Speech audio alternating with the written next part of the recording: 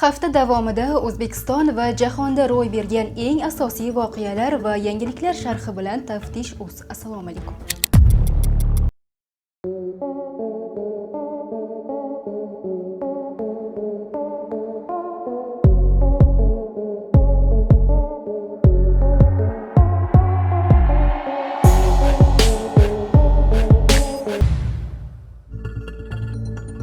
Zelenskiy O'zbekistonliklardan izoh so'ramoqda. Ukraina prezidenti Vladimir Zelenskiy O'zbekiston fuqarolari Rossiya armiyasi safida jang qilayotganini aytdi.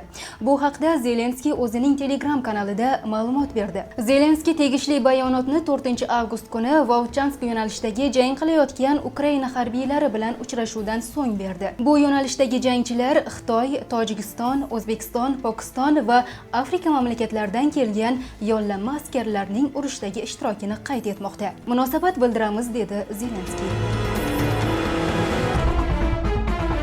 Xitoyda komadagi qiz universitetga qabul qilinganligi haqidagi xabarni eshitgach o'ziga keldi. Ma'lum bo'lishicha, Jiang Chengnan ismli qiz 2025-yil iyul oyi boshida universitetga kirish imtihonlarini topshirgandan so'ng ko'p o'tmay isitma va ko'krak qafasidagi og'riq alomatlari bilan tibbiy yordamga murojaat qilgan. Shifokorlar unga yurak mushaklarining kamdan-kam uchraydigan va o'ta og'ir yallig'lanishi tashxisini qo'yishgan.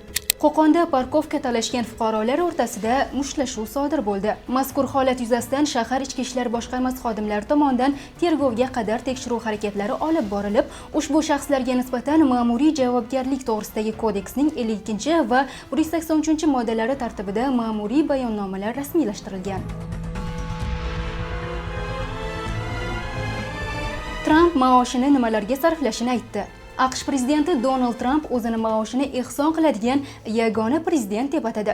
U shuningdek topgan pulini qanday maqsadlarga yo'naltirilgani haqida ham ma'lumot berdi. Bu haqda u o'zining ijtimoiy tarmog'idagi sahifasida yozdi.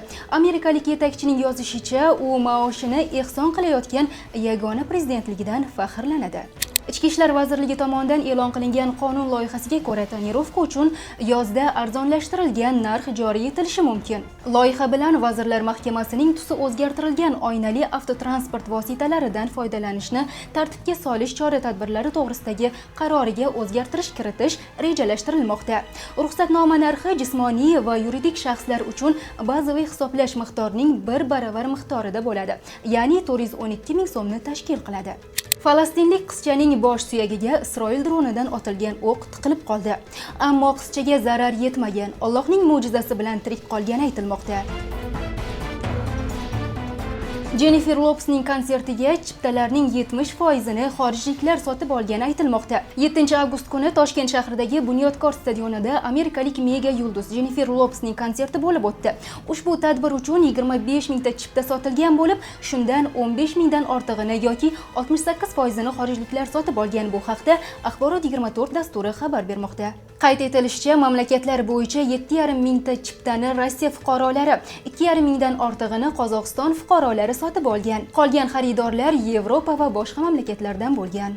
AQShning Pensilvaniya shtatida yashovchi 22 yoshli Jacob Buckley prezident Donald Trampga suiqasd tahdidi bilan ayblanib qo'lga olindi. Bu haqda The New York Times xabar berdi. Rasmiy ma'lumotlarga ko'ra, 2025-yilning yanvar oyida Buckley TikTok ijtimoiy tarmog'ida Tramp va uning tarafdorlariga qarshi tahdidli bayonotlar joylagan. Bro, 4 kundan keyin bizda haqiqiy jinoyat bo'ladi va men Trampni o'ldiraman, degan yigit. Mazkur ish bo'yicha tergovni AQShning maxfiy xizmati olib borgan. Jacob Buckleyga AQSh prezidenti hayotiga tahdid moddasiga binoan ayblov qo'yilgan. Ushbu moddaga ko'ra maksimal jazo 5 yilgacha ozodlikdan mahrum qilish, moliyaviy jarima va ozodlikka chiqqandan keyin nazorat ostida bo'lishini o'z ichiga oladi.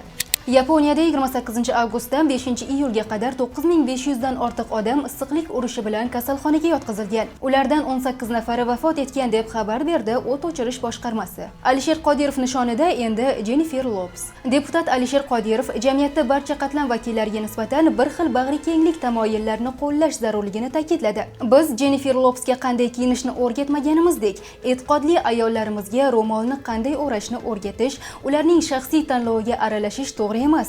Shu yoshga yetib o'z e'tiqodi talablariga amal qilayotgan ayollarni pasport suratga tushish jarayonida ro'molni yechishga majburlash amaliyotini ham to'xtatish lozim, dedi Qodirov.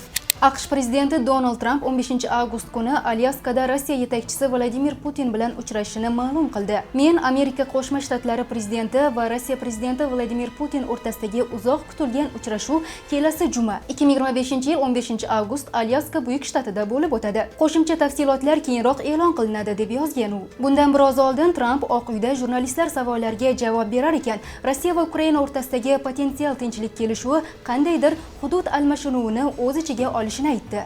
Shavkat Mirziyoyev raisligida oliy ta'lim muassasalari bitiruvchilarining bandligini ta'minlash masalalari yuzasidan kengaytirilgan yig'ilish o'tkazildi. Yig'ilishda davlat rahbari hozir band bo'lmagan 92 ming bitiruvchini ishga joylashtirish va qo'shimcha ish o'rinlarini yaratish yo'nalishlarini ko'rsatib o'tdi. Qayd etilishicha, 20 ming nafar bitiruvchi magistratura va ikkinchi mutaxassislik bilan qamrab olinadi. Yana 20 ming nafar bitiruvchini 10 mingga yaqin korxonalardagi staj talab qilmaydigan ish o'rinlariga joylashtirish mumkin. Har bir viloyatda biznes inkubatorlar tashkil qilib, ularda tadbirkorlik startaplari, marketing, dizayn, IT xizmatlari orqali 15-20 ming bitiruvchini band qilish topshirildi.